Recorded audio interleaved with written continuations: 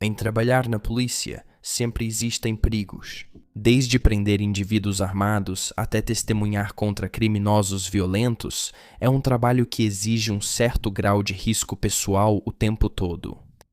Junte-se a nós no episódio de hoje enquanto examinamos duas ocasiões em que agentes da lei desapareceram sob circunstâncias misteriosas.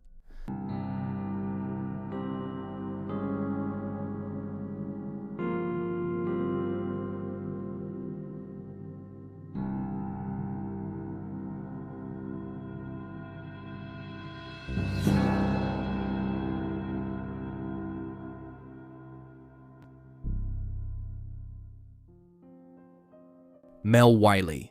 Mel Wiley tinha 47 anos quando desapareceu de Hinckley Township, Ohio, em 1985. Um oficial distinto, ele servia como chefe de polícia desde 1982 e seu desaparecimento repentino surpreendeu aqueles que o conheciam, incluindo o policial que investigou seu caso, Jim Begum.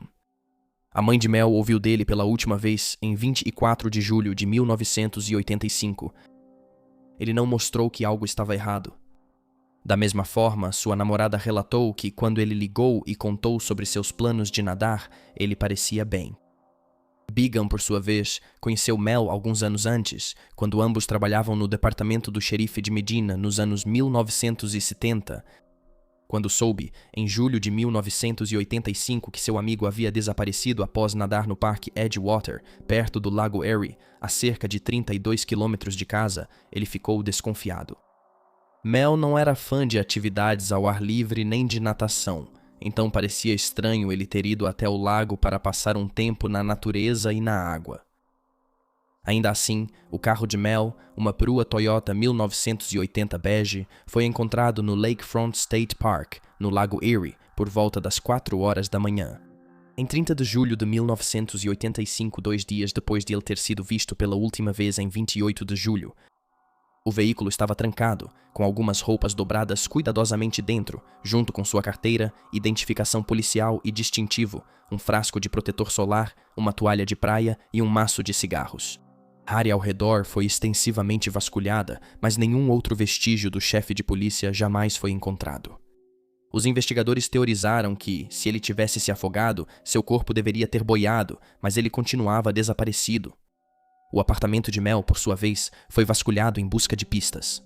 Sua casa estava muito arrumada e ele havia deixado comida e água extra para seus 2 gatos. Alguns pertences dele sumiram. As blusas de manga comprida, usadas sempre para cobrir as cicatrizes nos braços, desapareceram do guarda-roupa. O manuscrito no qual ele vinha trabalhando apaixonadamente há meses, um tema que ele frequentemente encaixava nas conversas, não foi encontrado em lugar nenhum, assim como seu livro de poesias publicado. Aqueles que conheciam Mel sabiam que ser o chefe de polícia de Hinckley Township não era o emprego dos sonhos dele. Na verdade, ele era um escritor apaixonado. Ele escrevia uma coluna para a imprensa local e já havia publicado uma coletânea de poesias, mas na época do seu desaparecimento estava trabalhando em um romance policial ambientado na Pensilvânia, intitulado Harvest of Madness. Ele começou a escrever o livro, travou, descartou e recomeçou do zero. Ele comentou com colegas, certo dia, sobre se aposentar em São Francisco, cidade que visitou e pela qual se apaixonou, onde esperava se dedicar a atividades mais criativas. Jim Begum mandou fazer buscas na água, mas nenhum vestígio de Mel foi encontrado. Não havia sinais de luta no carro e nenhuma indicação de que algo tivesse dado errado. Ele passou a acreditar que Mel queria que pensassem que ele se afogou. No apartamento dele, porém, Begum encontrou um recibo de uma lavanderia a seco. Quando ele foi perguntar sobre isso, descobriu que nos bolsos das roupas deixadas para trás havia vários itens notáveis, horários de ônibus, números de táxi e um folheto de trem. Uma das estações de trem ficava a apenas 100 metros do parque Edgewater. Begum disse ao LA Times: "Investigamos isso como um homicídio, mas homicídio não faz sentido. Suicídio não faz sentido. Assassinato por gangues não faz sentido. Sequestro não faz sentido." Com poucas pistas, a investigação estagnou. Então, um operador resolveu examinar a máquina de escrever no escritório de Mel em busca de evidências. Afinal, ele passava quase todos os turnos em sua mesa trabalhando na máquina de escrever. Um exame da fita da máquina logo revelou que ele havia escrito para uma mulher casada com quem aparentemente estava tendo um caso. Mel reclamou que ela não deixaria o marido e explicou que restava pouco para ele naquela cidade. Ele disse que, quando ela recebesse a carta, ele já estaria a milhares de quilômetros. Ele escreveu: "Para onde fui não tem importância crucial, e é muito duvidoso que eu algum dia volte. Quando você receber isto, eu já terei, de certa forma, ido embora. Felizmente ou infelizmente, é uma viagem só de ida, pelo que me disseram, sem possibilidade de retorno." A mulher em questão disse a Bigham que nunca recebeu a carta, mas ela havia fechado sua caixa postal poucos dias depois que Mel desapareceu. Essa caixa postal era a única comunicação entre eles. Bigham teorizou que Mel havia descartado a carta depois de decidir não revelar seus planos. Ele concluiu que o homem de 47 anos apenas fugiu para recomeçar. Você tem que trabalhar com a suposição de que ele se retirou da situação. Ele era divorciado e não tinha filhos. Não havia nenhum motivo real para mantê-lo aqui. Ele tinha o histórico e a capacidade de desaparecer se quisesse, afirmou Bigham. Então, a atendente mencionada antes revelou algumas informações para Bigham. Por meses, ela recolhia os papéis que Mel jogava fora no escritório. Os papéis eram histórias eróticas, fantasias que envolviam não só o próprio chefe, mas também pessoas reais com quem ele frequentava a igreja. Em alguns, imagens obscenas foram desenhadas. Outro documento era um formulário de pedido que permitiria obter material de incesto de uma editora. Esse detalhe do caso só foi divulgado ao público em 1991. Houve alguma especulação de que Mel deixou a cidade depois de perceber que cerca de 200 páginas de seus escritos haviam sido coletadas ao longo dos anos e ele queria evitar constrangimento e manchar sua reputação. Também veio à tona durante a investigação que um policial ameaçou revelar o caso de Mel com a mulher casada não identificada, o que novamente alimentou a ideia de que ele saiu voluntariamente. Alguns moradores locais não acreditavam que Mel abandonaria sua mãe idosa ou seu carro, que antes pertencia ao seu irmão falecido e tinha grande valor sentimental para ele. Ele estava próximo da aposentadoria e deixou uma pensão de milhares. Os investigadores concluíram que ele provavelmente foi começar uma nova vida. O chefe de polícia de Hinckley Township, em 2020, David Sentner, afirmou: "Estou tão certo quanto posso estar de que Mel não morreu no Lago Erie. Mel simulou o desaparecimento e saiu da região. Acredito que ele foi para a Califórnia e pode muito bem, até hoje, ainda estar vivo. Nós não sabemos. Todos nós temos momentos em nossas vidas, eu acho, em que gostaríamos de sumir e desaparecer, ir para algum lugar e recomeçar." Mel Wiley segue desaparecido. Ele foi visto pela última vez em Hinckley Township, Ohio, em 28 de julho de 1985. Ele é descrito como um homem branco, com uma verruga no nariz e cicatrizes visíveis de radiação nos braços. Ele está ficando careca. Qualquer pessoa com informações sobre o caso dele pode entrar em contato com o departamento do xerife do condado de Medina pelo telefone 3307-259-116. Jonathan O.J. Na manhã de 11 de junho de 1998, Jonathan O.J., de 38 anos, condutor de cães da unidade K9 do departamento do xerife do condado de Los Angeles, chegou à área natural Devil's Punch Bowl, no condado de Los Angeles, Califórnia, para fazer uma longa corrida como parte do seu dia de folga do trabalho. Ele colocou a mochila nos ombros, trancou o carro e seguiu em direção à natureza selvagem. Segundo todos, Jonathan era um experiente aventureiro ao ar livre. Ele foi anteriormente membro das Forças Especiais do Exército dos Estados Unidos e agora, além de ser adestrador de cães, também fazia parte do departamento do xerife no Bureau de Aplicação Especial. Ele gostava de estar no meio da ação e raramente tirava um dia de folga, o que é parte do motivo pelo qual ele era tão dedicado à boa forma física. Ele costumava fazer viagens de acampamento nos fins de semana e já havia participado de mais de 10 expedições de escalada no Monte Whitney. Além de tudo isso, ele era um corredor de maratona ávido. Pouco tempo depois de começar sua corrida, Jonathan encontrou um professor conduzindo um grupo de crianças pequenas. Ele percebeu que era uma turma que visitara recentemente com seu cachorro Bosco e parou para conversar antes de seguir. Jonathan foi visto novamente algumas horas depois, quando 2 funcionários do acampamento viram um homem com a descrição dele indo na direção do Monte Baden-Powell.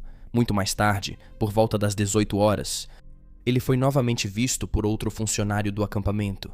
Desta vez, ele estava voltando para o estacionamento. Logo depois, um funcionário do parque foi informado por um morador da região de que um tiro havia sido ouvido na área de Punch Punch Bowl, mas isso não foi investigado. Jonathan não voltou para casa naquela noite. Sua esposa registrou o desaparecimento dele às 23h, levando vários oficiais do xerife a irem até Punch Punch Bowl em busca do homem de 38 anos. A primeira coisa que eles notaram foi que o caminhão dele ainda estava lá no estacionamento, e então preservaram a cena para análise e contataram a equipe de busca e resgate, que enviou uma equipe às 23h30 para ajudar nas buscas. No dia seguinte, voluntários, outros grupos de busca e resgate, uma unidade K9 e a equipe de serviços de emergência do xerife chegaram ao Punch Punch Bowl para ajudar a procurar o homem desaparecido. Um ex-colega de trabalho, David Rathbone, também se juntou à busca. Ele recordou o clima otimista e pensou: John é resistente. Vão achá-lo e tirá-lo de lá, provavelmente com o tornozelo torcido ou quebrado. A família dele confiava em suas habilidades de sobrevivência e acreditava que ele ficaria bem mesmo nas condições difíceis do deserto. O pai dele contou quando ele espantou um urso negro durante um acampamento nas Sierras. Mas com o passar dos dias, esse otimismo começou a diminuir. Embora a busca tenha se intensificado, envolvendo mais pessoas, helicópteros, policiais a cavalo, quadriciclos e equipamentos de imagem térmica, ainda não havia sinal do homem de 38 anos. O carro dele foi devolvido para casa, com distintivo e carteira retirados pelas autoridades. Os investigadores questionaram se ele voltaria a tempo para a maratona para a qual estava treinando no dia do desaparecimento, mas não voltou. Poucos conseguiram explicar o que se passava na vida de Jonathan quando ele sumiu. Sua irmã, Jan Kaltenbach, foi uma dessas pessoas. Ela teorizou que seu irmão mais velho havia fugido de sua antiga vida, especulando que ele teria conseguido uma nova identidade e guardado uma quantia em dinheiro para se manter por alguns meses enquanto se adaptava a uma nova rotina. Ela disse que Jonathan parecia infeliz nos meses antes de sumir, era solitário e queria se mudar para as montanhas para fazer trilhas, pescar e curtir a natureza quando quisesse. Ela o viu pela última vez um mês antes de ele desaparecer e concluiu: ele estava pronto para ir, já havia desistido, estava acabado. Sem que Jan soubesse, Jonathan enfrentava outros problemas, como discutir o divórcio com sua esposa, Deborah. O casal se conhecia desde o ensino médio e já tinha passado por alguns períodos de idas e vindas antes de finalmente se estabelecerem juntos em 1986. O casal tinha só uma filha, Chloe, de 5 anos. Relatos dizem que ele sugeriu o término definitivo na manhã da última corrida. Ele já tinha começado a empacotar seus pertences, incluindo medalhas de corrida, e devolveu uma relíquia de família aos sogros. Ele também deu um colar de seu pai para Vicky DeVita, outra maratonista com quem se aproximou nos últimos meses. Vicky até ajudou nas buscas por Jonathan após seu desaparecimento. No dia anterior ao desaparecimento dele, Jonathan e Deborah fizeram juntos uma sessão de terapia com um psicólogo do departamento do xerife. Ambos foram perguntados sobre pensamentos suicidas e negaram. O terapeuta mais tarde diria aos responsáveis pela busca que Jonathan não parecia suicida, mas Deborah começou a ter dúvidas quando se lembrou das últimas palavras dele antes de sair de casa: "Tenha uma boa vida e diga a Chloe que eu a amo." Deborah pensou que ele dizia isso por causa do fim do casamento, mas passou a suspeitar que era a despedida de alguém que pretendia se suicidar. Ela também lembrou de uma discussão que tiveram no carro um mês antes. Jonathan teria colocado uma arma na própria têmpora e perguntado com raiva: "O que você quer que eu faça? Que eu me mate?" Mas nem todos acreditavam que esse lado de Jonathan era real, inclusive seu irmão mais velho, Joe. Os familiares disseram que ele era muito próximo da filha e não entendiam como poderia deixá-la sem respostas. Eles também acharam estranho, considerando seu forte senso de dever, honra e dignidade. Jonathan era um ex-militar que levava seu trabalho no departamento do xerife muito a sério. Ele lustrava suas botas e seu distintivo 2 vezes por semana e sempre se dedicava 110% à função. Seu irmão Joe disse: "Quando o caso foi considerado suicídio, nunca acreditei nisso."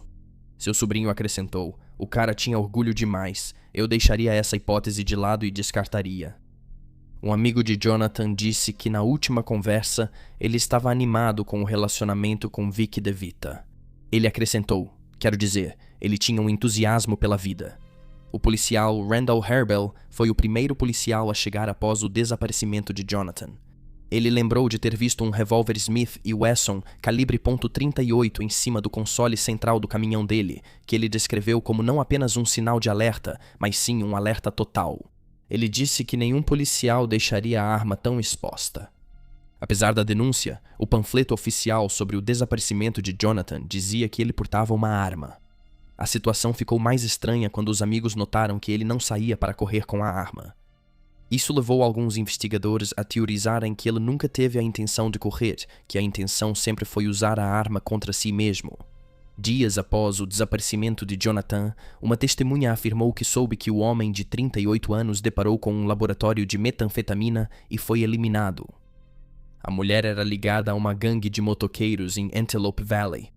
Logo após, surgiu outra denúncia de que um motoqueiro traficante se livrou de Jonathan após ele encontrar algo durante sua corrida. Um investigador do caso em 2000 ouviu histórias semelhantes de outras 9 pessoas. O nome de um policial, Rick Engels, era frequentemente mencionado. Diziam que ele tinha ligações com vários distribuidores e produtores de metanfetamina. Curiosamente, Engels morava a apenas 10 quilômetros do Punchbowl, mas nunca participou das buscas por Jonathan. Ele era o único patrulheiro de uma área com cerca de 7 a 10 mil pessoas. O investigador em 2000, Larry Brandenburg, observou que nunca havia sido feita uma análise completa do caso e que ele simplesmente havia sido classificado como desaparecimento com possível suicídio, descartando totalmente a hipótese de homicídio. Brandenburg começou a reunir provas contra Rick Engels e descobriu que havia um laboratório de metanfetamina perto de onde Jonathan costumava correr.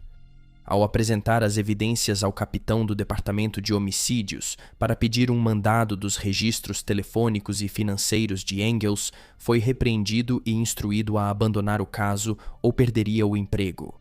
Outro policial então recebeu o caso, e esse detetive mais tarde alegaria que as histórias de assassinato eram infundadas, concluindo que Jonathan tirou a própria vida. Brandemburgo afirmou que ouviu o capitão dizendo ao detetive recém-designado, abre aspas, cuide de mim nesse caso. Na primavera de 2000, um delegado chamado Darren Hager coliderou a Operação Trovão Silencioso, uma operação conjunta entre a Agência de Repressão às Drogas e o Departamento do Xerife de Los Angeles para combater o problema de metanfetamina no Vale do Antílope. O nome de Engels continuava sendo mencionado, embora um informante tenha dito, não vou falar sobre ele e acabar morto. Também foi descoberto durante a operação que a corrupção não parava em Engel. A esposa de outro delegado era ligada a um grande traficante de metanfetamina local. Uma busca na casa revelou notas falsas e esconderijos de drogas.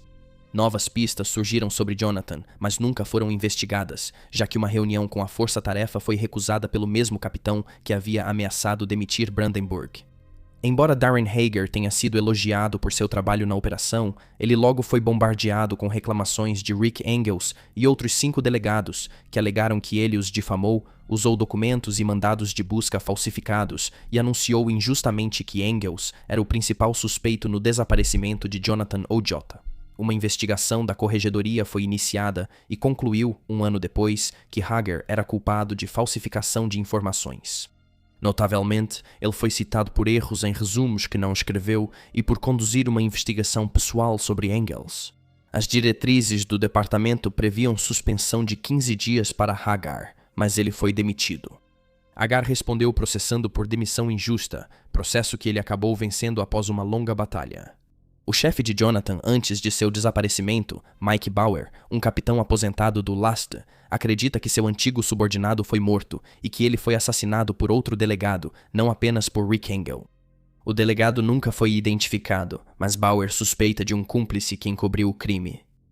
Ele disse que já discutiu com o delegado e exigiu saber o que houve com Jonathan. E o homem apenas respondeu, eu sei onde ele está. Mesmo assim, ele não deu mais detalhes. Esse homem também admitiu livremente ter matado o parceiro canino de Jonathan, Bosco, que ele alegou ser um perigo sem seu treinador. Mas Bauer ainda não achou provas físicas para sua teoria. O caso de Jonathan ainda não foi resolvido.